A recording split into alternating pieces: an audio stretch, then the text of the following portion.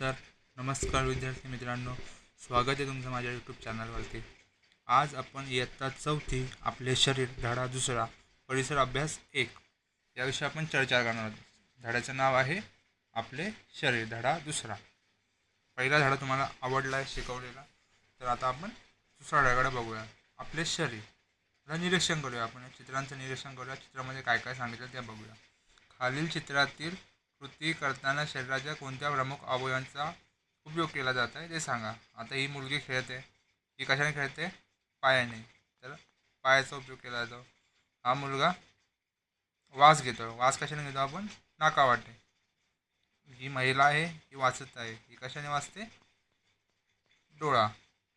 आजची रेडिओ ऐकत आहे. रेडिओ कशामध्ये गेला जातं? कानाने ऐकला जातो. हे काका भाजी कापत आहेत, हाताचा वापर केला जातो. याच्यामध्ये हात, काकांचे हात, डोळे दोघांचं काम चालू आहे. तर आता आपण पाहूया, धड्याची सुरुवात करूया. हात पाय हे आपल्या शरीराचे अवयव आपण पाहू शकतो. हात आणि पाय आपल्या शरीराचे अवयव आहेत, ते आपण आपल्या डोळ्यांनी पाहू शकतो. शरीराच्या बाहेरील बाजूस असणाऱ्या अवयवांना बाह्य अवयव म्हणतात.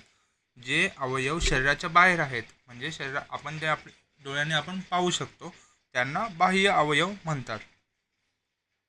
बाह्य अवयवांना बाह्येंद्रिय असेही म्हणतात.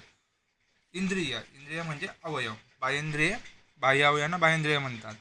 आता वस्तू उचलणे, चालणे, धावणे, हालचाल करणे व इतर दैनंदिन कामे करण्यासाठी आपण हातांचा व पायांचा उपयोग करतो. म्हणून हात पाय यांना कर्मेंद्रिय म्हणतात. ज्या इंद्रियांचा वापर आपण कर्म म्हणजे काम करण्यासाठी करतो, अशा इंद्रियांना कर्मेंद्रिय म्हणतात. ती कर्मेंद्रिय कोणतेच आपल्याकडे? तर हात आणि पाय. हात आणि पाय ही कर्मेंद्रिय आहेत.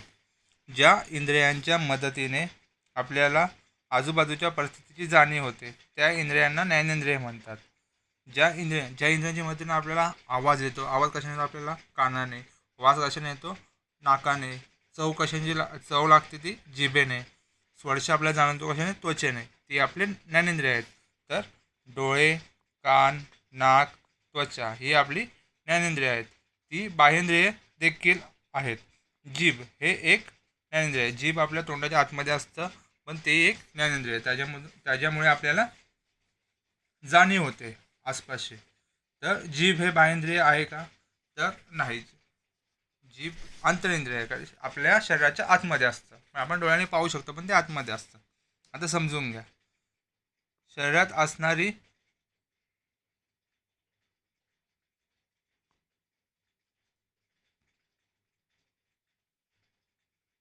शरीराच्या आत असणारी किंवा बाहेरून न दिसणारी इंद्रिय म्हणजे आंतरेंद्रिय. जे शरीराच्या आतमध्ये असतात त्या इंद्रियांना आपण आंतरेंद्रिय म्हणतो. तर शरीराच्या आतमध्ये काय काय असतं? डोक्याच्या आतमध्ये असतं मेंदू.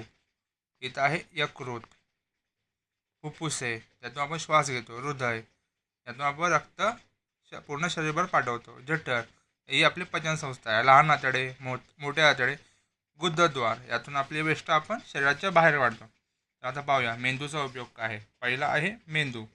मेंदू आपल्या डोक्यातील कवटीमध्ये असतो. कवटीमुळे मेंदूला संरक्षण मिळते. हा आहे मेंदू. मेंदूला संरक्षण कशामुळे मिळते? कवटीमुळे मिळते. डोक्यातील कवटीच्या आतमध्ये असतो. आपल्याला ज्ञानेंद्रियांकडून मिळालेली माहिती मेंदूत साठवली जाते. आपण जी माहिती संकलित करतो, ती माहिती संकलित करतो म्हणजे माहिती गोळा करतो, ती आपण साठवून ठेवतो आपल्या मेंदूमध्ये. त्या माहितीचा उपयोग वेळोवेळी केला जातो. ती माहिती आपण नेहमी रोजच्या जीवनात वापरतो. राग, आनंद, दुःख या भावनांची जाणीव आपल्याला मेंदूमध्ये होते. हे सर्व आपल्या कुठं होतं? मेंदूमध्ये. नंतर आहे हृदय. हे हृदयाचं चित्र आहे.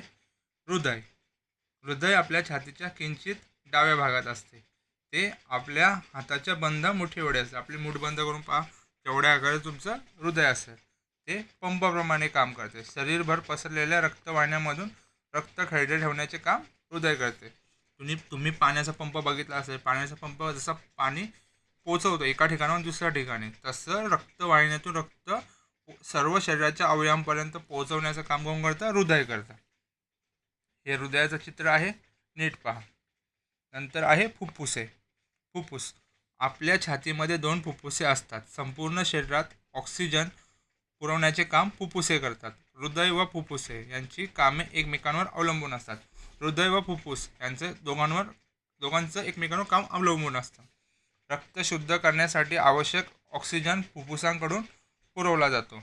आता आपण जी हवा आपल्या नाकावाटे शरीरात घेतो ती फुफ्फुसांमध्ये जातं. ऑक्सिजन आणि रक्त शुद्ध करण्याचं काम हृदय करतं आणि ते शुद्ध असे रक्त संपूर्ण शरीरापर्यंत पोहोचण्याचं काम हृदय करतं. ही दोन्ही इंद्रिये छातीच्या पिंजऱ्यात असतात. छातीच्या पिंजऱ्यात या पिंजऱ्याच्या पातळ चपट्या हाडांना बरगड्या म्हणतात. हे फुफ्फुसाचं चित्र आहे. 2 फुफ्फुसे असतात माणसाला. आता आहे जठर. तोंडावाटे खाल्लेले अन्न वाहून येणारी लांब नळी म्हणजे अन्ननलिका. अन्ननलिकेतून हे अन्न जठरात पोचवले जाते. जठर हे पिशवीसारखे आंतरेंद्रिय असून जठरात अन्न घुसळले जातं. हे जठराचं चित्र आहे. जठरात अन्न घुसळले जातं. ह्या अन्नाचे पचन करण्यास यकृत मदत करतं. जसं आपण एखादं अन्न खाल्लं ते अन्ननलिकेवाटे कुठं जातं? जठरामध्ये. जठर एखाद्या पिशवीसारखं दिसतं आणि ते अन्न घुसळलं जातं म्हणजे मिक्स केलं जातं आणि ते शरीरात पचवण्याचं काम कोण करतं? यकृत. आता यकृत लहान आतडे. हे लहान आतड्याचं चित्र आहे. जठराला जोडून एक लांब नळी असते त्याला लहान आतडे म्हणतात. जठराला जोडून एक लांब नळी असते त्याला काय बोलतो आपण? लहान आतडे. यामध्ये अन्नाचे पचन पूर्ण होऊन अन्नातील पाणी व पोषक तत्वे शोषली जातात. म्हणजे आपण जे अन्न खातो त्याचं पचन होऊन त्यातलं पाणी आणि पोषक तत्वे कोण शोषून घेतं? तर लहान आतडे. नंतर आहे मोठे आतडे. मोठे आतडे ही लहान आतड्याला जोडलेली रुंद नळी असते. न पचलेल्या अन्नातील पाणी मोठ्या आतड्यात शोषले जाते. जे पाणी मोठ्या आतड्यात जे पचलं नाही ते शोषलं जातं. मोठ्या आतड्याच्या शेवटच्या भागाला मलाशय म्हणतात. या पचन प्रक्रियेत तयार झालेले टाकाऊ पदार्थ मल काही वेळ साठवले जाते. नंतर गुदद्वारातून बाहेर टाकले जाते. म्हणजे आपण शौचास प्रातःविधीत जातो तेव्हा गुदद्वारातून जे आपण साठवलेलं मलाशय म्हणजे न पचलेलं अन्न आहे टाकाऊ पदार्थ आपल्या शरीरातले ते गुदद्वारामधून बाहेर टाकले जाते. गुदद्वाराचं मोठ्या आतड्याचं चित्र आहे आणि शेवटला आहे हे आहे गुदद्वार. सांगा पाहू. वर अभ्यासलेल्या अंतरेंद्रियाशिवाय आपल्याला शरीरातील अंतरेंद्रियांची नावे सांगा. तर ही नावे तुम्ही कमेंटमध्ये नक्की सांगा. कोणती अंतरेंद्रिय आहेत ज्यांचं नाव मी घेतलं नाही आहे किंवा आपण या पाठामध्ये शिकलो नाही आहे. तर आपण काय शिकलो? शरीराच्या आत असणारे किंवा बाहेरून न दिसणारी इंद्रिय म्हणजे आंतरेंद्रिय होत. आंतरेंद्रिय विविध कार्य करतात. आंतरेंद्रिय खूप सारी कामं करतात.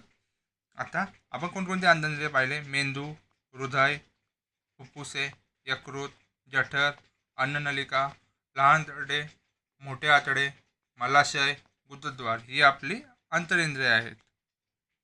आता हा पण धडा झाला आहे. उजळणी करूया. या धड्याचा स्वाध्याय मी एका व्हिडिओमध्ये टाकला आहे. ती व्हिडिओची लिंक मी नक्की देईल डिस्क्रिप्शनमध्ये. ती व्हिडिओ तुम्ही नक्की पहा. तुम्हाला हा धडा शिकवलेला कसा वाटला हे कमेंटमध्ये नक्की सांगा. चॅनलला जास्तीत जास्त लाईक शेअर सबस्क्राईब करा. व्हिडिओला जास्तीत जास्त शेअर करा. जास्तीत जास्त सबस्क्राईबर वाढवा. तुमच्या मित्रमैत्रिणींना नक्की सांगा आपल्या चॅनलची माहिती आणि चांगला अभ्यास करा. आता जोड्या जुळवा. हे असंच घेतो मी एक समजून घेण्यासाठी. आता मेंदूचं काम काय? माहिती साठवणे. हृदयाचं काम काय? शरीरभर रक्त खेळते ठेवणे. नंतर आहे जठराचं काम काय? अन्न घुसळणे आणि लहान आतडे पोषक तत्वांचे शोषण करणे. हे झालं आपला धडा दुसरा. आपले शरीर. आपल्या शरीराची मी माहिती दिलेली आहे तुम्हाला. व्हिडिओ आवडल्यास नक्की चॅनलला लाईक शेअर सबस्क्राईब करा. तुमच्या मित्रमैत्रिणींना नक्की सांगा. धन्यवाद.